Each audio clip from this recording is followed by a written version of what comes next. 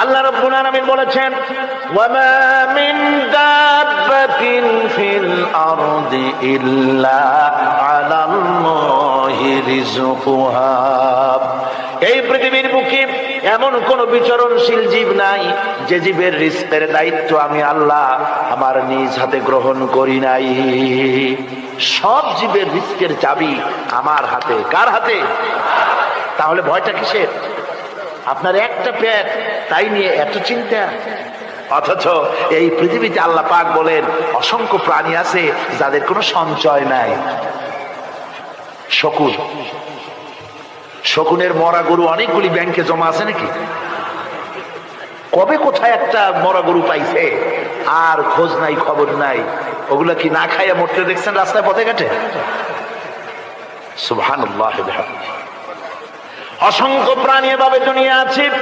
আল্লাহ রাব্বুল আলামিন বলেন যাদের কোনো সঞ্চয় নাই, যারা কোনো সঞ্চয় করে না, এ ধরনের সাপগুলি, শিয়ালগুলি, বাঘগুলি, পাখিগুলি, জলচর প্রাণী, স্থলচর প্রাণী আর অন্তরিক্ষে মহাশূন্যে উড়ে বেড়ায় যে সব প্রাণী, এ ধরনের শত সহস্র কোটি কোটি প্রাণী, তারা সকাল বেলায় খালি পেট নিয়ে বেরিয়ে যায়।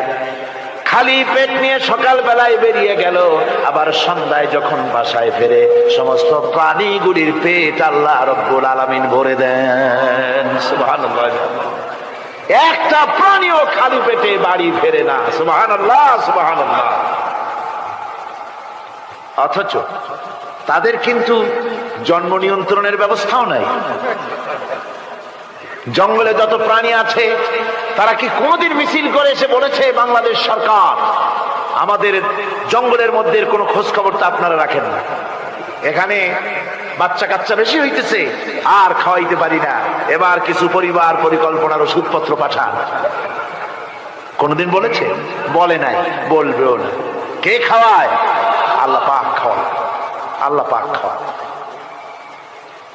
সুতরাং আল্লাহ রাব্বুল আলামিন রিজকের মালিক, একথা বিশ্বাস করতে হবে।